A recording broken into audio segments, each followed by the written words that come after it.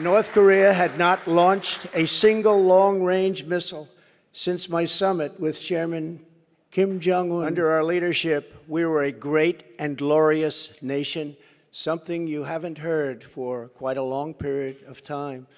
We were a strong nation, and importantly, we were a free nation. But now we are a nation in decline. We are a failing nation. For millions of Americans, the past 2 years under Joe Biden have been a time of pain, hardship, anxiety, and despair. As we speak, inflation is the highest in over 50 years. Gas prices have reached the highest levels in history and expect them to go much higher now that the strategic national reserves, which I filled up, have been virtually drained in order to keep gasoline prices lower just prior to the election. Joe Biden has intentionally surrendered our energy independence. There is no longer even a thought of dominance, and we are now begging for energy help from foreign nations, many of whom find us detestable. Our southern border has been erased, and our country is being invaded by millions and millions of unknown people, many of whom are entering for a very bad and sinister reason. And you know what that reason is. We will be paying a big price for this invasion into our country for years to come. Hundreds of thousands of pounds of deadly drugs, including very lethal fentanyl, are flooding across the now open and totally porous southern border. You cannot mention the nuclear word. It's too devastating. The Green New Deal and the environment, which they say may affect us in 300 years, is all that is talked about, and yet nuclear weapons, which would destroy the world immediately, are never even discussed as a major threat. Can you imagine? They say the ocean will rise 1/8 of an inch over the next 200 to 300 years. But don't worry about nuclear weapons that can take out entire countries with one shot. Something is wrong with their thinking. Under Biden and the radical Democrats, America has been mocked, derided, and brought to its knees, perhaps like never before. Because of our great congressmen and all of our great congressmen and congresswomen, we have taken over Congress. Nancy Pelosi has been fired. Isn't that nice? In order to make America great and glorious again, I am tonight announcing my candidacy for President of the United States.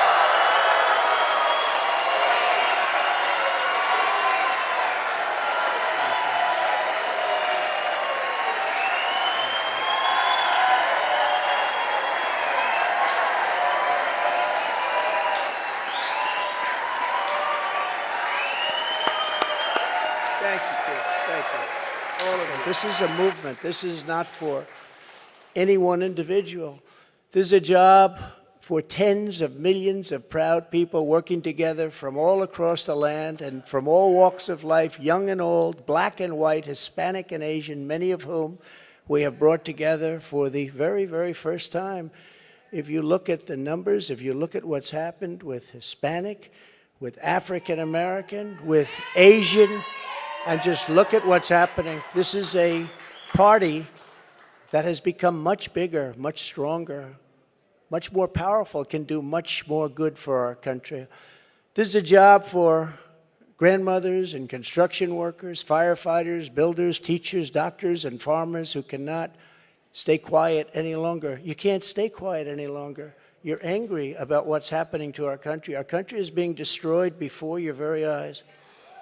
It's a job for every aspiring young person and every hard-working parent, for every entrepreneur and underappreciated police officer who is ready to shout for safety in America. The police are being treated so badly. These are great people. They can straighten out the crime. They're the ones that know how to do it. We have to give them back their respect and their dignity. People, the greatest people on earth. We love them all. And we love both sides. We're going to bring people together. We're going to unify people. And it was happening in the previous administration, previous to the previous. And what was bringing them together was success. Prior to COVID coming in, the people were calling me, you wouldn't believe it. people that were so far left, I figured they'd never speak to me and I would never speak to them.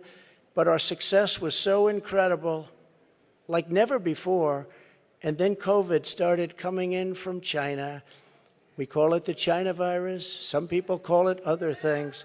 But it was devastating, and we built it back and did an incredible job. But when people say Republicans or Democrats or liberals or conservatives, I say we can all get together. And we were doing that. That was happening just prior, because the success was greater than this country has ever had. We were leapfrogging China and leapfrogging everybody else, and everybody wanted a piece of it. I will fight like no one has ever fought before. We will defeat the radical left Democrats that are trying to destroy our country from within, and likewise protect us all. We want to protect us. We have to be protected from all of those nations out there that are looking to destroy us from beyond our shores. There are lots of nations that hate us gravely.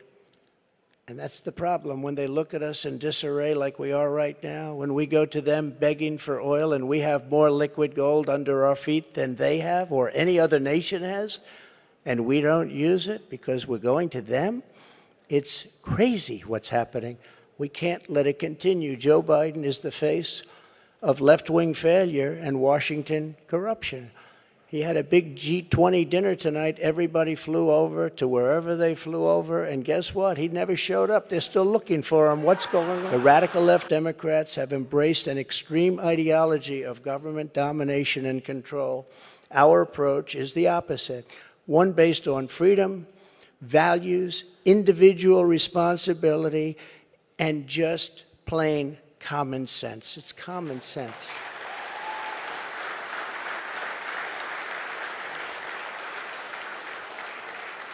In 2 years, the Biden administration has destroyed the U.S. economy, just destroyed it. With victory, we will again build the greatest economy ever. It will take place quickly. We will build the greatest economy ever. And if you remember, I did it twice. I did it before COVID and then handed off something where the stock market was higher than just prior to COVID coming in. And we did it twice, and we will do it again, but this time we'll do it bigger, stronger, better than anybody can even imagine.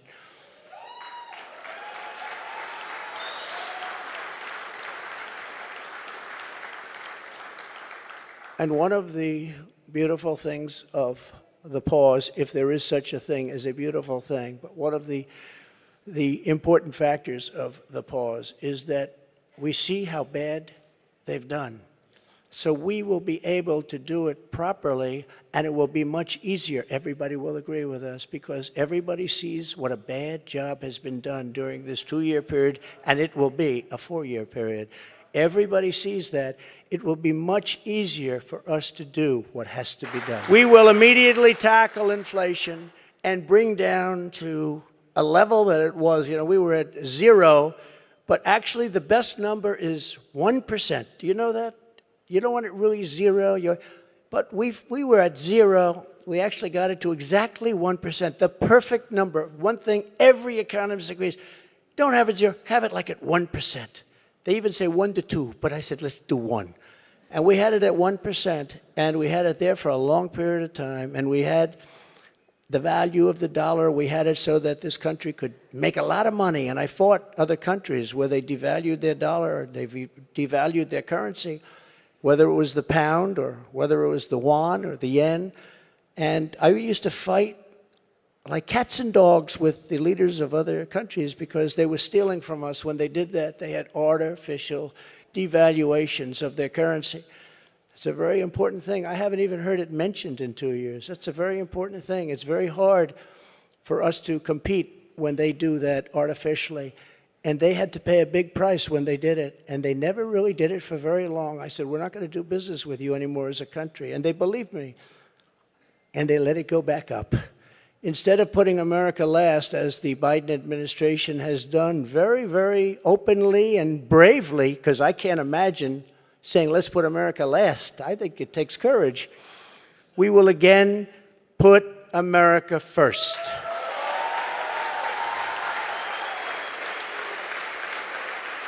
Every policy.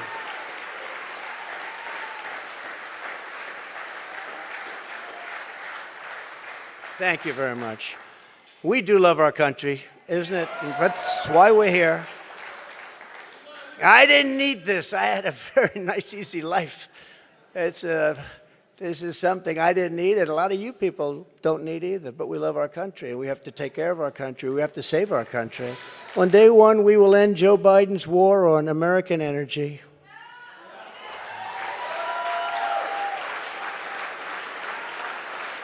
And you will see, when that happens, you will see energy costs come down. And because energy is so big and so important, you will see inflation dropping. You will see it come down. It's a thing of beauty.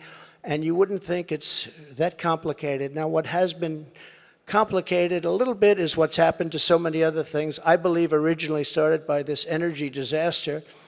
We were $1.87 a gallon for gasoline, and now it's hitting $5, $6, $7, and even $8, and it's going to go really bad. The socialist disaster known as the Green New Deal, which is destroying our country, and the many crippling regulations that it has spawned, will be immediately terminated so that our country can again breathe and grow and thrive like it should. Please. Yeah, please sit down. I feel so guilty having you stand. No. No, you've been standing for the whole event. I feel very guilty. I don't want that to happen. To every worker and family struggling to survive in the Biden economy with inflation destroying your family and your life, this campaign will be for you.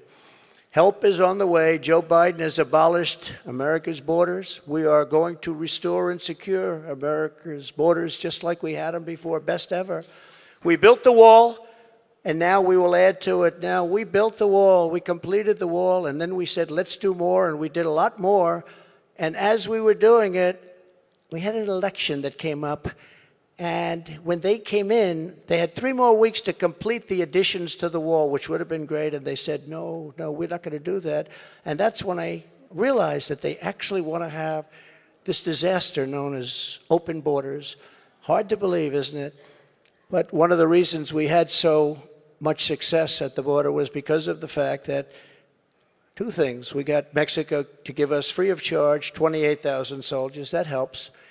And President of Mexico is a great gentleman, by the way. Socialist, but that's okay. He can't have everything. But he's a great man and a great friend of mine. But 28,000 soldiers while we were building the wall. And then when the wall was finished, that's how we set all these records. We have records that nobody can even compete with. Right now, it's a disaster. I believe it's 10 million people coming in, not 3 or 4 million people. They're pouring into our country. We have no idea who they are and where they come from. We have no idea what's happening to our country. We're being poisoned. Within moments of my inauguration, catch and release will be gone forever. Remain in Mexico. Remain in Mexico, which was so important. Everybody came in here, they remained here, and they never left. You couldn't get them, you couldn't find them. I had a policy, remain in Mexico. And if you think it was easy for me to get the president of Mexico to agree to that, it wasn't. But we got it. And they terminated it. Can you believe? So now they come in here, they stay, and we have no idea where they are. They get lost.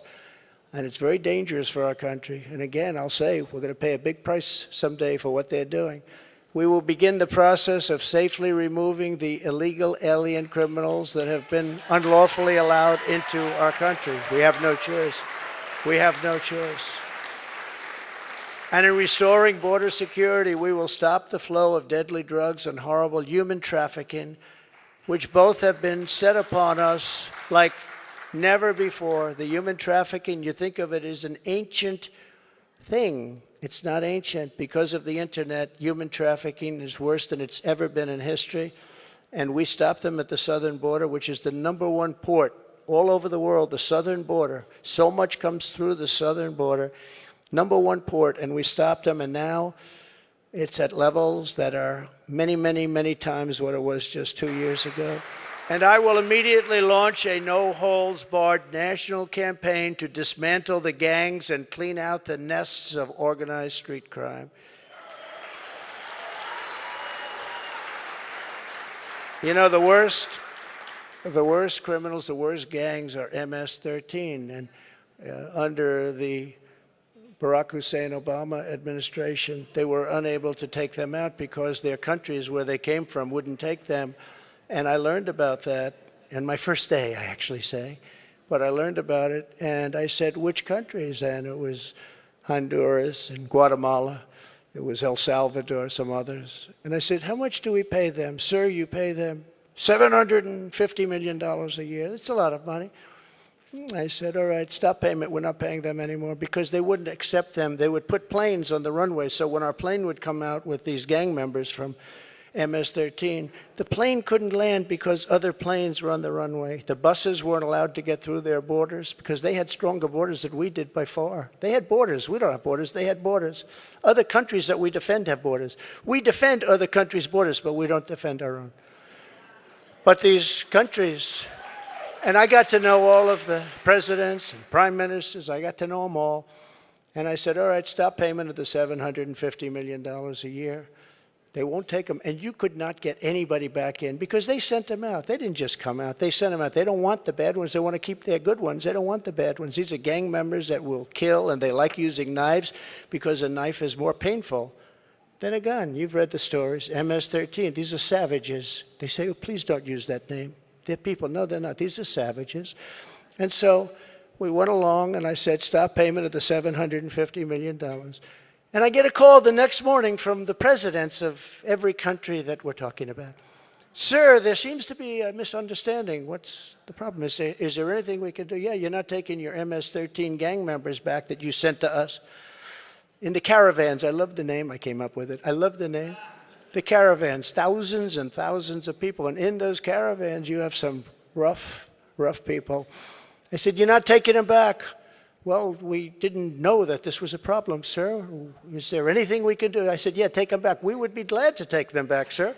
They took them back. I still didn't give them the 750, but that's okay. And by the way, now Biden wants to give them $4 billion. They were happy with 750, and now they want to give them $4 billion.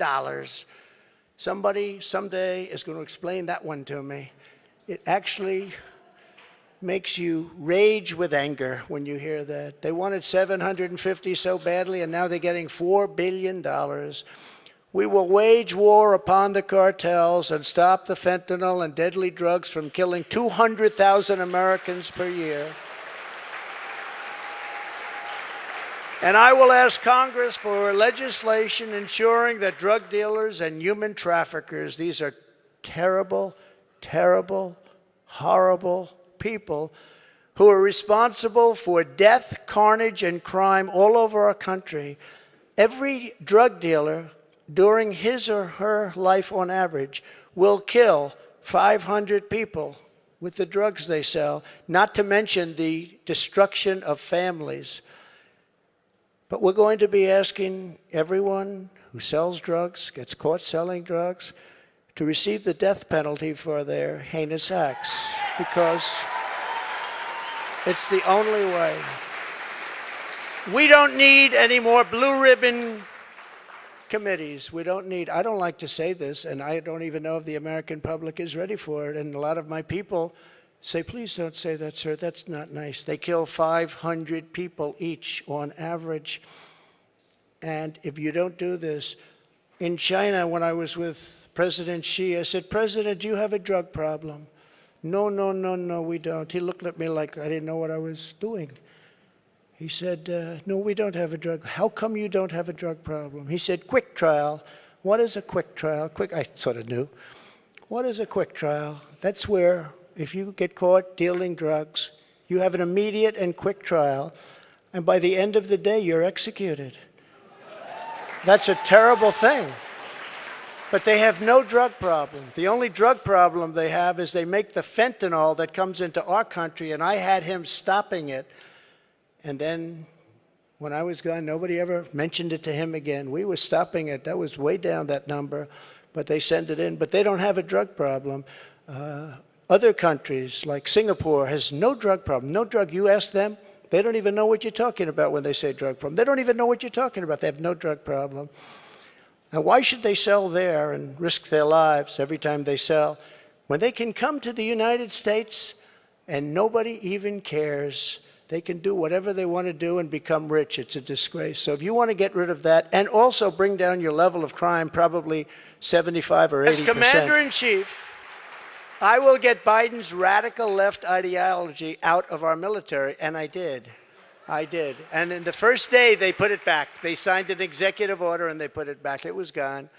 We will abolish every Biden COVID mandate and rehire every patriot who was fired from our military with an apology and full back. And the power of a word that I refuse to say, nuclear.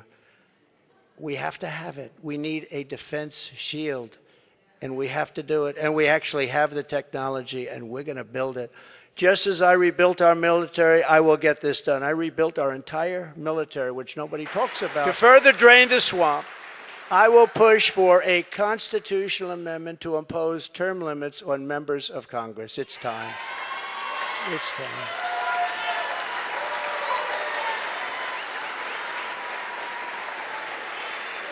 And I will ask for a permanent ban on taxpayer funding of campaigns, a lifetime ban on lobbying by former members of Congress and cabinet members.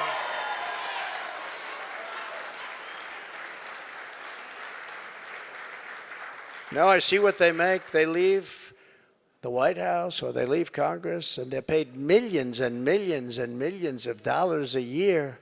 No, you have to have a ban. We want a ban on members of Congress getting rich by trading stocks with insider information.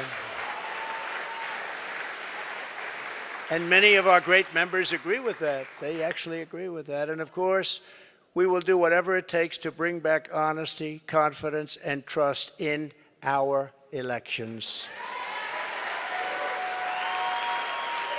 To eliminate cheating, I will immediately demand voter ID, same-day voting, and only paper ballots. And we will plant our beautiful American flag very soon on the surface of Mars, which I got started. But we need everyone involved. We need everyone's help. We need to look out for one another. We need to be friends. And we need every patriot on board.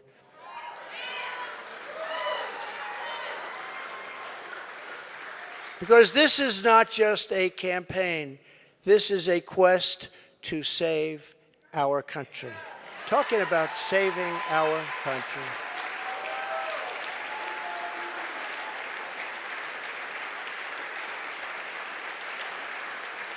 Thank you. Thank you very much.